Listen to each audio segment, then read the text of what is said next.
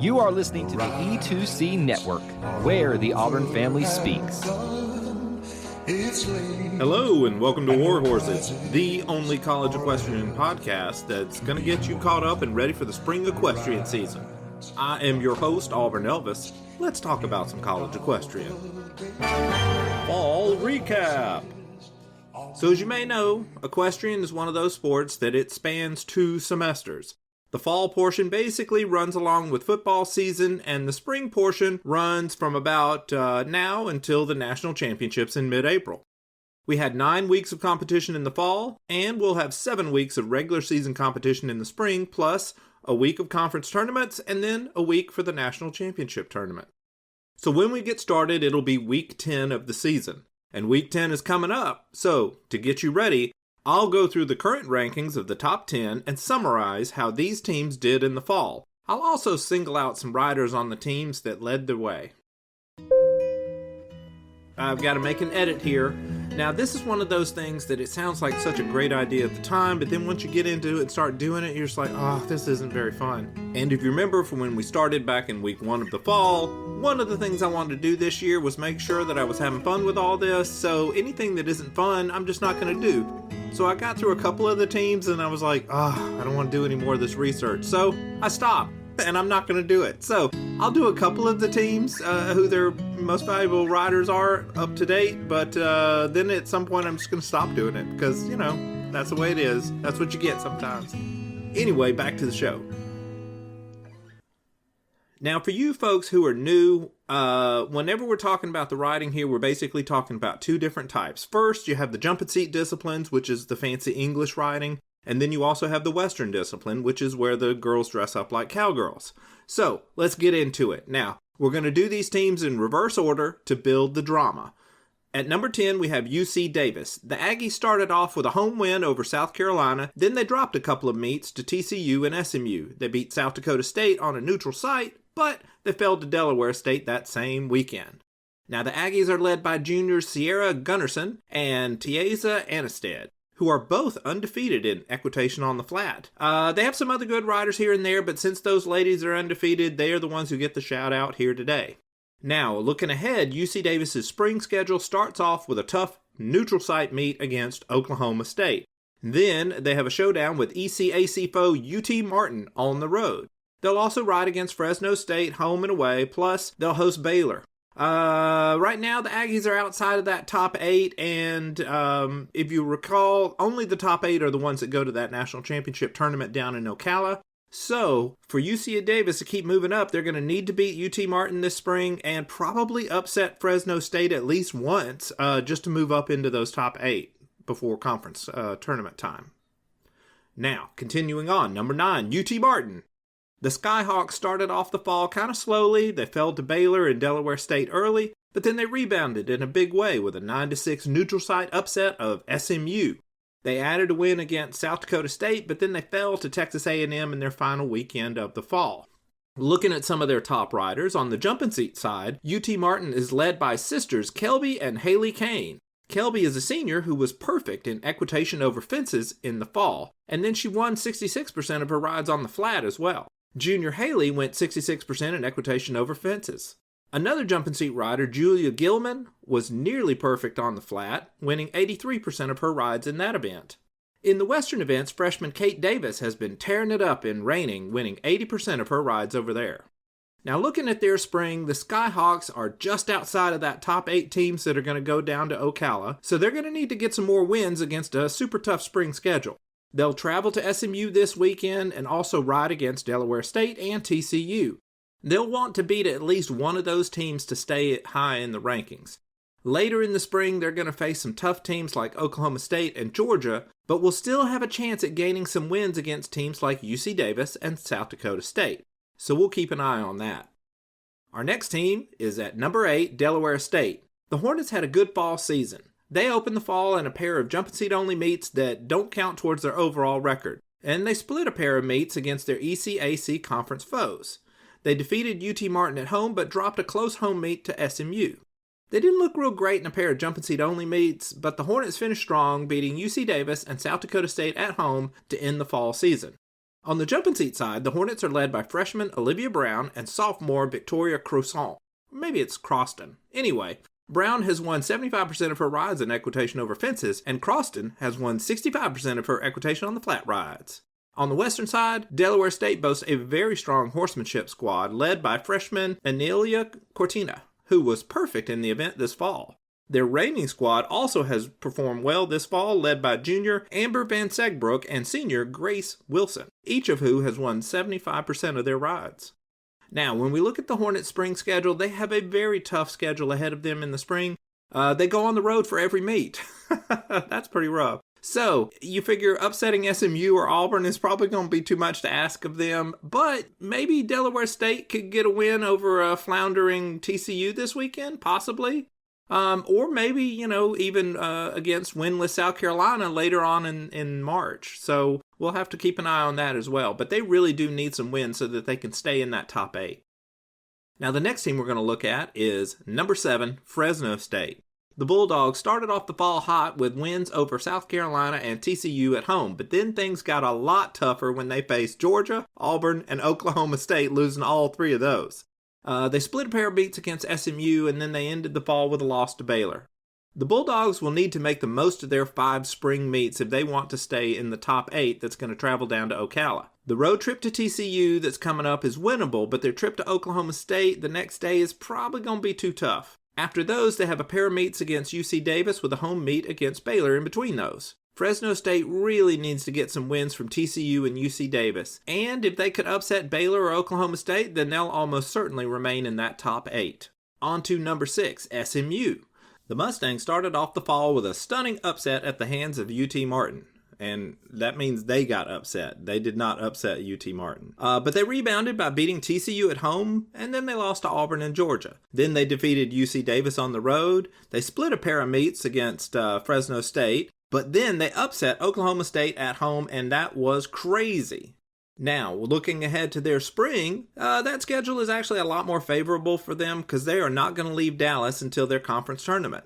ECAC opponents UT Martin and Delaware State will visit Dallas this weekend. After that, they're going to host TCU, Sweetbriar, and Texas A&M to finish out their spring. Now, let's look at number 5, Georgia. The defending national champs began the fall with a loss to rival Auburn, but rebounded against visiting Fresno State. The Bulldogs split their Texas meets, first losing at Texas A&M, but defeated SMU the next day. A home victory over South Carolina closed out Georgia's fall schedule. Looking ahead at the spring, after a jumping seat only tune-up against Sweetbriar, the Bulldogs will host Texas A&M in an effort to remain in the hunt for the SEC crown. Then they'll go on the road to South Dakota State and South Carolina before returning home to host Auburn and UT Martin to close out the spring. Now let's look at number 4, Baylor. Baylor opened up with a road victory against UT Martin, but then fell at home to Big 12 foe Oklahoma State. They rebounded with a pair of victories over Texas A&M and TCU, but then dropped a home meet against Auburn. The Bears then finished out the fall with a home victory over Fresno State. Now, looking at their spring, the Bears are going to start their spring season with a meet this weekend at Texas A&M. Then they're going to face Oklahoma State and TCU. They'll take a break from conference action to host South Carolina, and then they'll finish up the season on the road against Fresno State, SUNY New Paltz, and UC Davis. Our next team is number 3, Auburn. The Tigers began the fall with a big home victory over Georgia. The next week, they dropped a close meet at Oklahoma State, but rebounded to beat SMU the following day. After a jumping seat only win against Lynchburg, the Tigers defeated Fresno State and South Carolina at home. Auburn returned to the road and suffered another defeat, this time to Texas A&M, before finishing off the fall with a victory at Baylor. Looking ahead to Auburn spring, it starts off with 3 jumping seat tune-up meets against SUNY New Paltz, Sewanee, and Dartmouth College. After those, the Tigers return to SEC play, visiting South Carolina, and then next up are a pair of home meets against Ole Miss, that's an exhibition, and Delaware State. Auburn then finishes the spring with a home contest against Texas A&M and then a road trip to Georgia. Our next team is number 2, Texas A&M. In the preseason, I had Texas A&M ranked number 2 because they returned so much talent from the previous year. Well, in week 1, the Aggies struggled in a win against South Dakota State, and then they lost on the road to Baylor, and that sent them tumbling all the way out of my top 10. But at some point after that, A&M turned things around and went on a tear. They beat South Carolina on the road. They beat Georgia at home. They beat UT Martin and Lynchburg on the road. Then they capped it all off with a 10-6 home thrashing of Auburn. Now, when we look at their spring, if you'll remember, I told you how well the fall went for A&M. Well, things are going to get a lot tougher in the spring. They'll start off with a home rematch against Baylor, and then they have a road trip to Georgia. Then they host South Carolina, and then they go back on the road to Auburn. After that, they're going to visit SMU, and then they'll finish up the spring by hosting Oklahoma State. Now, speaking of which, let's talk about the number one team in the nation, Oklahoma State. The Cowgirls had a very good fall campaign, as you would expect from their ranking. They started off with an important road win at Baylor. Then they upset Auburn at home. Then they demolished TCU at home and narrowly defeated Fresno State on the road. But the next day, the tough road trip would catch up with them as they fell to SMU in their final meet of the fall. Now, looking at their spring, the Cowgirls look to start this spring with a bang as they host Baylor in another week from now. Then they're going to go on the road and face UT Martin and UC Davis over in Tennessee. Then they return home to face Fresno State and follow that up with a road trip to TCU. Oklahoma State finishes their spring with a big road trip to Texas A&M in what will likely be their toughest meet of the spring. So that's our fall recap. Now we're going to take a break, and I'm going to let Kyle tell you about how great the network is. Hey Auburn fans, I want to take a quick timeout from this episode to bring your attention to something very special. Here at the E2C Network, we pride ourselves on bringing you the best content for Auburn fans out there. And best of all, it's free to you. But just because it's free doesn't mean there aren't costs, especially when you have a library of hundreds of podcasts, videos, blogs, and more. Many of you have reached out and asked how you can support this network in the past. Well, now I have your answer. It's called the E2C Network Booster Club over at patreon.com/E2C Network. There you'll find a membership monthly reward system where you can sign up for as little as $1 and get different perks at different tiers. Some of those perks include things such as apparel, eligibility to join us on future podcasts, recognition as an E2C Network booster, exclusive communications, and bonus content that is available nowhere else. If you love this network and want to help us keep producing podcasts like this one, please head on over to patreon.com/E2C Network to join the E2C Network Booster Club. You can also get there by going to our website, e2cnetwork.com/support. Whether you decide to join or not, we are still so appreciative that you would support us by just listening and being here, because each and every one of you is part of our E2C Network family. Well, that's it. Timeout's over. Let's get back into the episode. Weekend previews. Okay, so the spring equestrian season is upon us, and if you are a fan of any of the following teams, you need to wake up and pay attention. Delaware State, TCU, SUNY New Paltz, Auburn, UT Martin, SMU, Sewanee, Baylor, Texas A&M, and Dartmouth. I bet we have a huge Dartmouth audience here on this show, and so, basically everybody there, wake up, because your teams have equestrian meets this weekend. So, first of all, on Thursday, Delaware State travels to TCU. If this meet were in Delaware, I probably would pick the Hornets, but as disappointing as TCU's fall season was for them, I think they're going to be able to rebound and get a home win over the Hornets here. But it might be closer than we expect. We'll see. On the next day, Friday, we got a bunch of meets. First up, we've got over in Auburn, we're going to have a pair of jumping seat only meets where the Tigers are going to host SUNY New Paltz and then take on SEC co-founding member Sewanee. Interesting note, Sewanee exited the SEC back in like the 30s because they felt that athletics were getting a little too much focus. And so they withdrew from the SEC, and then they quit giving athletic scholarships. And they actually were a model for what we now know as the NCEA Division III athletics. So this is kind of, old home week for Auburn and Sewanee. They probably don't face each other in a lot of sports, so now they're facing off in equestrian. And Auburn is probably going to make quick work of both these teams. Auburn's fences team is the best in the nation, and their flat team showed a lot of improvement by the end of the fall. Neither of the visitors have the depth that Auburn does, so these should be runaway victories for Auburn in both of these. Next, let's look at UT Martin at SMU. The Skyhawks pulled off a big upset in the fall meeting between these two teams, but I expect SMU to return the favor this spring.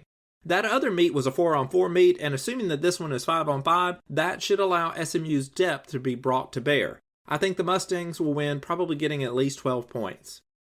Now, let's look on over at Saturday. Saturday's kicks off with Delaware State against UT Martin. I have these two teams right next to each other in my rankings, with Delaware State above the Skyhawks. So I'm going to go ahead and give a slight advantage to the Hornets and say that they win this one 10-9. Then UT Martin turns right around and rides against the host school TCU. Now, normally I would go with the home team without a second thought, but TCU has been kind of, real flat this season, and but still, I'm going to say that the home field advantage is a real big deal, and I'm going to go ahead and say TCU wins this one, probably in a 10-10 tiebreaker. But a win's a win. You don't look a gift horse in the mouth. Next, we have the big meet of the weekend with Baylor visiting Texas A&M. The Bears beat A&M in the fall, but I think the Aggies will take this one. It's at home for them, and Texas A&M seems to be getting the most out of its talent these days. So, I think that one's going to go probably about 12 points or more for the Aggies. Next, we have Delaware State at SMU. The Mustangs beat the Hornets on the road in the fall, so with this one being at home, I don't think Delaware State has much of a chance. I think SMU wins big here. And the final meet of the weekend is a jumping seat only contest between Dartmouth and Auburn. Now again, I don't think Auburn's going to have too much trouble with these visitors. I think Auburn actually might sweep both events, so it kind of just comes down to how many of the typical starters will Auburn put out there, or will they try to get more experience for some of the ladies that don't typically start. We'll see, but basically, you could start a whole full team of girls who don't normally start on that Auburn lineup, and they're still going to beat Dartmouth. I'm sorry, that's just the way it is. And that's our look ahead at this week's action. Equestrian news. With the fall just beginning, we don't have a lot of news right now, but there is one big story that should concern equestrian fans no matter what school you pull for. The NCEA held its regular meeting to vote on stuff, and there was another proposal this year to see if Division III would adopt NCEA equestrian as an emerging sport. You'll recall that Divisions 1 and 2 have already done this, and if Division 3 would go ahead and do it, then that would really increase the number of schools who have equestrian as a varsity sport, and it would actually get it very close to the number needed to flip it from being an emerging sport to being a full-on championship-level sport. Well, just like last year, the proposal got defeated. I'm not really sure why, but I think what it is a lot of the schools have IHSA programs, which are club sport equestrian, and many of them I think are afraid that if they were to allow NCEA to grow in the Division III level, that it would hurt their IHSA teams. And, there may be some truth to that, because we did see with Bridgewater 2 years ago, if you remember there was an episode in the fall that I talked about this, where Bridgewater, actually, they had to do some cost cutting, so they got rid of their equestrian program, IHSA program, and they converted it over to an NCEA program because you don't need as many riders. And there was a lot of blowback from that, and they actually ended up making a compromise so their IHSA team did still survive. But, and actually, with Bridgewater, when they had their very first meet as an NCEA team, they actually upset the number one team in the nation. So, in a way, it kind of worked out for them. So, anyway, the measure was defeated, which is bad news, but basically it'll probably get brought up again next year, and we'll see if it gets passed then. But hopefully it will, because the day that gets passed, I think it's really going to expand, especially at the D3 level, and then that's really going to open it up so that it could be a full-on championship sport, and boy, that's going to be great, particularly for the bigger schools like Auburn, Georgia, SMU, Oklahoma State, Baylor, all those schools, because now they'll be competing for something that is a full-on championship sport, which right now it's kind of in that in-between stage. So we'll see how that goes, and we'll probably talk about it again next January. Now, some other good news, or at least if you're an Auburn fan, this is good news. And I'll just tell you, aside from the Dartmouth contingency that I'm sure listens to this podcast religiously, we have quite a few Auburn fans who listen to this podcast as well. Well, I have good news for y'all. Auburn has added a graduate and former All-American to its roster for the spring. Deanna Green has opted to take advantage of the extra year of eligibility that is allowed because of COVID. Deanna was an All-American in horsemanship, and she started a lot of the reining meets as well. So having her come back on for Auburn is really going to shore up some inconsistency that they had on the western side, and that's going to make them an even stronger contender this spring. So we'll see how that goes. And as always, be sure to keep an eye out for me on Twitter. I'll be posting predictions and updates of all the weekend's top meets. And that's all for this episode. I am your host, Auburn Elvis. Thank you very much for listening, and war horses. Thank you for tuning in to today's episode on the E2C Network. On your way out, I want to remind you to stop by e2cnetwork.com. It's your one-stop shop for all our content across our podcast, YouTube channel, and much more. To stay up to date with us, make sure you're following social media accounts such as Facebook, Twitter, and Instagram. While our content here may always be Auburn sports heavy, if it's orange and blue, it's what we do. War Eagle.